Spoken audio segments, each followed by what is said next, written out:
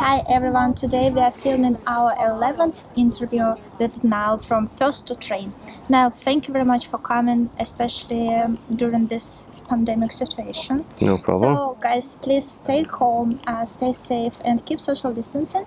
NIALL and I tried our best to keep social distancing. So yes, don't touch each other, guys, very important. But hopefully all this coronavirus situation will be over soon, so hopefully. I can't anymore. No. Social distancing sucks. Irina, we will cut it, right? You do karate. Yes. You have a black belt. Yeah, I got my black belt in 2012. So guys, we probably will go and find some troubles. Hopefully now will save us. Oh.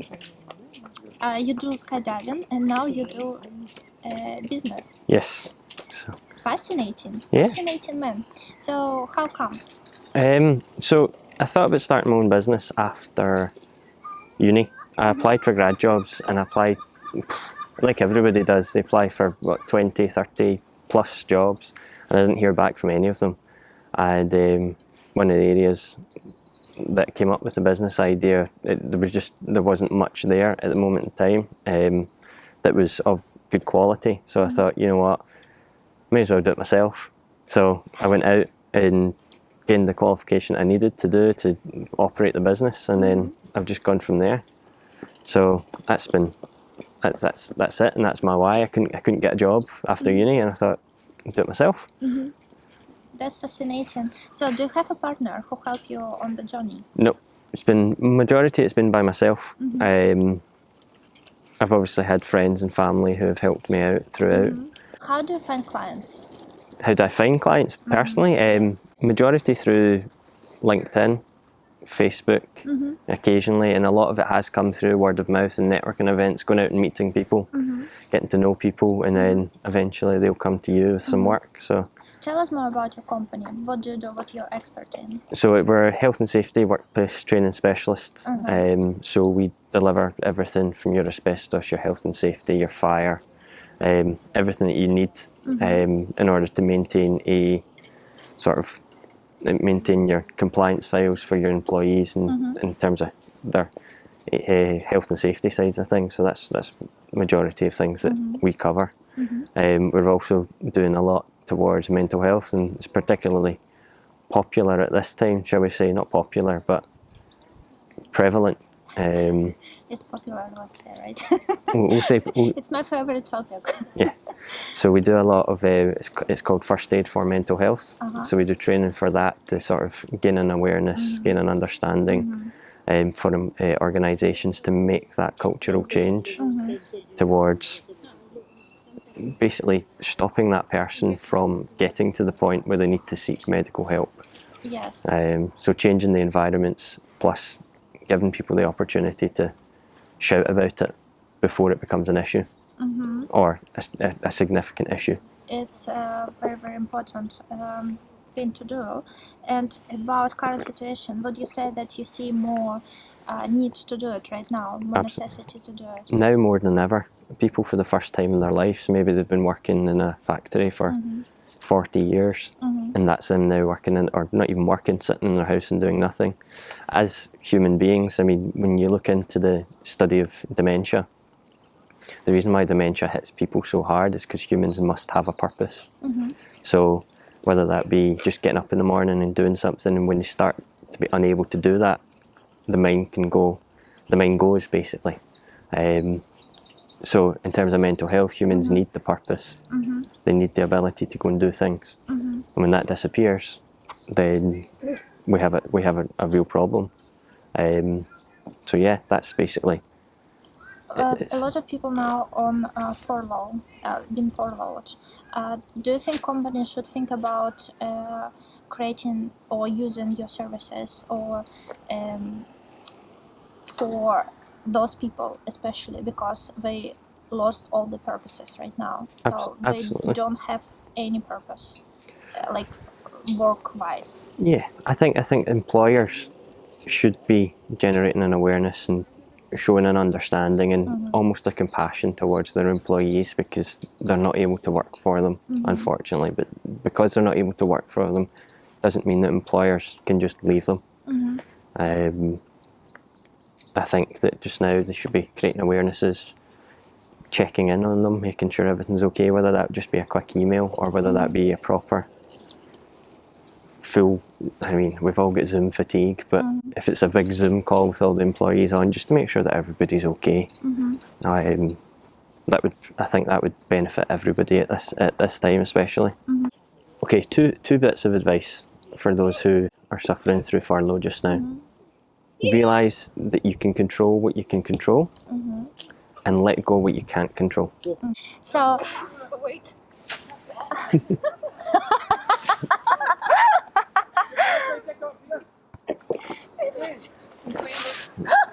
No.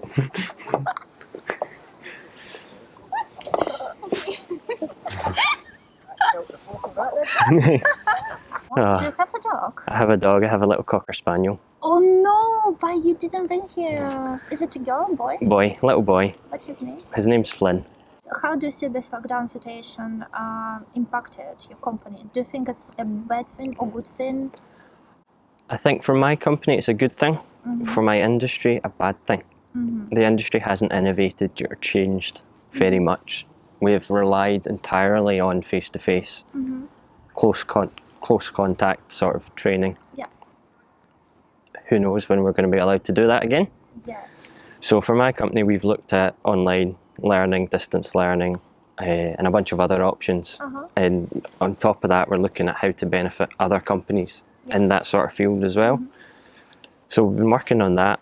So our company, I think, we'll survive with the help of the government and the banks. We'll survive this. We might not survive as healthy as we want to be, but I certainly think that we'll come back out of this. Do you see this situation, for example, for our company, it was extremely insightful period of time and extremely insightful event. So I would say we even found our new path in terms of business strategy and where to get our company, how to get our company further. So do you see the same for you as like an opportunity more than a challenge, right? No, it's definitely an opportunity, and I attended a speech by the UK's biggest motivational speaker, or best motivational speaker. His name is called Brad Burton. And he said to me that if you plan to do business the same way that you did it 6 weeks ago, in 6 weeks' time, you may as well close the business down. Yes, definitely. What he suggested was taking a big sheet of A3 paper and writing the words, "What is my business now?" and coming up with that idea. And every time there's new guidance or new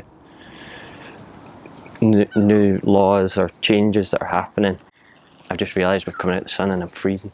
Oh, I'm so sorry. No, it's okay. We'll keep going. I'm just shivering. So when I'm so sorry. you're gonna need to watch the teeth chattering. So he said, "What is my business now?" And if every time that changes, you're going to need to adapt your business. If you refuse to adapt and think that we're going to be going from the same way that we were on the 1st of January, then very sorry, but you're probably not going to come back out of this on the other end. Definitely, I definitely agree.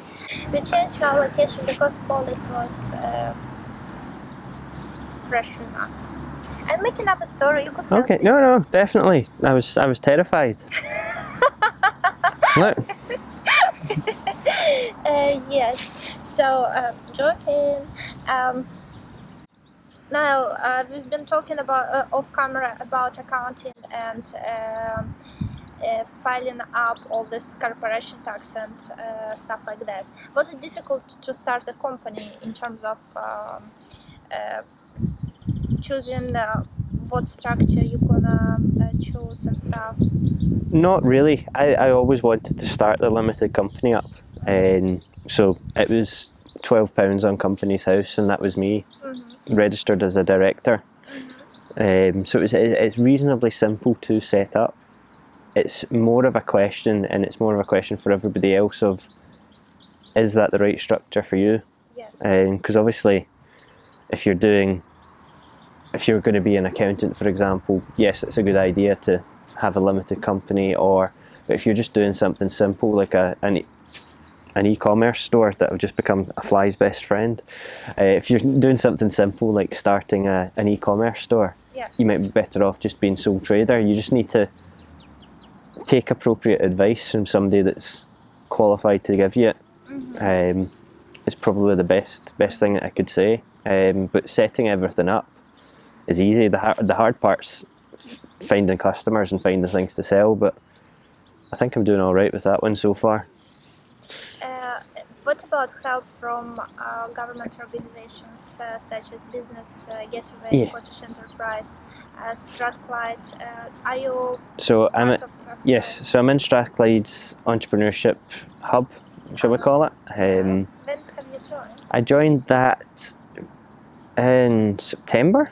This September. This September, last September 2019, I joined, and Heather was my advisor until Heather went back to the US. But they've been brilliant. There's the Strathclyders Into Business Fund that I've managed to secure. I've got Business Gateway, so my business is registered just off of George Square. So our advisors are Glasgow. So we've had Lisa there. And then we've got Claire in Scottish Enterprise as well. Yeah. Same for us. Thank you, ladies, very much. Thank you, definitely. Thank you, Lisa. Thank you, Alan and Heather. You are great help for all the entrepreneurs who works with you. What about Rising Stars program? Are you planning to be a part next year? I've not looked into it yet. I'll need to look in and have a look and see exactly what it entails and what it involves. But definitely, if I can join a program, I will join it if it gives me the chance to boost the business and get ourselves on our feet. Because I mean, as we've talked about, this time's been particularly turbulent for everybody. So, and they've said before that the big companies like Airbnb and Uber came out of the last sort of turbulent period. They came out after the recession. So, what do you think going to happen to Airbnb and Uber? I don't know. If I'm perfectly honest, I think Airbnb will survive. Wow. Because can you imagine all the overhead they have? Yes, but they don't have as many overheads as you'd think as a big hotel chain would. Definitely, yeah. So it's that sort of concept. Those sorts of businesses will have a better chance of survival. So your Facebook owns no content. If Facebook owned all the content that they put out, for example, that would be an expense that might not keep them afloat. Uber owns no cars, so actually they don't have that much. Yeah. So for example, if a big taxi firm from Glasgow owned all their cabs and they're all sitting doing nothing, that's a massive expense that they can't liquefy very quickly. So maybe it's even will be an opportunity for all the Uber and Airbnb companies alike to kind of get more market share, because a lot of companies will be struggling. Absolutely, and that's the structure that businesses need to, or new businesses have got to try and adopt. In my opinion, anyway, help people achieve something by almost coaching them and giving them the ability to do it. So, for example, for Instagram, its goal is for people to share photos with each other. It doesn't produce a single photo. It gets other people to take the photos and upload it onto their system. Without you or I posting our photos, it wouldn't exist. But it's a fantastic business model, in my opinion, anyway. And that's the sort, for now anyway, that's the sort of businesses that I believe are the ones that will thrive if they launch and get going just now. Do you have new business ideas you've been thinking about? I've got a few business ideas going into the online learning field and the fitness industry. but they're all very much early ideas that we can have a further discussion about once we've got everything sorted, basically. But it's all about giving people the ability to help themselves, or giving people the ability to sort themselves out. Because unfortunately, not unfortunately, we've changed as a society from doing it yourself. The majority, so our grandparents grew up with you did it yourself. Nowadays people are living in such a way that they need the extra support. Yeah. And if we can provide those as businesses, as given the extra support, which is where I'm going with the online learning and the fitness industry, then we should be pretty good. The next interview should be in the Bahamas. Now I'm so looking forward. I'm so overdue for my beach holidays. Oh yeah. It's like years. Oh yeah. Where would you go right now If there was no travel restriction, Yeah. the one place I would go is Madrid. I used to live in Madrid. Oh really? What are you doing there? I did it as part of my degree at Strathclyde. I had to spend a year abroad, so I worked for an accountancy firm over in Madrid. Are you an accountant? No, I did international business, finance and Spanish. But Irina hablo español? sí hablo español. Irina hablo as well. Bueno.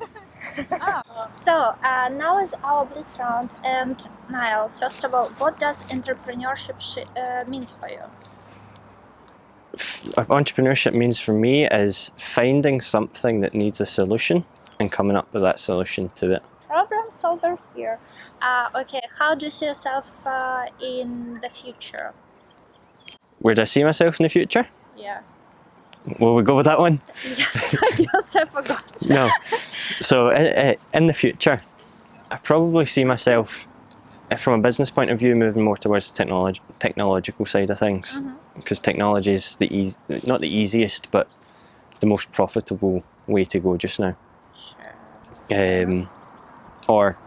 And it's again the sort of concept of your Facebook and your Instagram sort of sides of things. Yeah. That's the way I see myself going, is with business. Where I see myself in 5 years, hopefully with a team of people working with me. I might need spaces for marketing, so. Very nice to hear. Where do you want to live in 5 years? Where do I want to live in 5 years? I probably want to go back to Madrid. In 5 years' time, I definitely, if I get to the point where I'm looking to settle down and have kids, I'd definitely want to come back to Glasgow. Just because it's where I've been brought up, and I know the area, and I can trust it. We just need to wait and see what happens and where I end up. But I see myself definitely living in Madrid again for quite a while.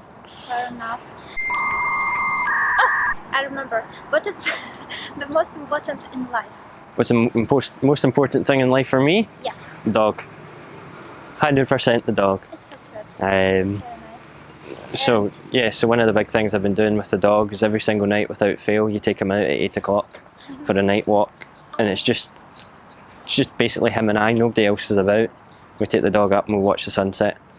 And yeah, it's basically, I'm counting down the hours. It's 2 o'clock now, so it's 6 hours till I can go out. I'm glad I got that maths right there as well.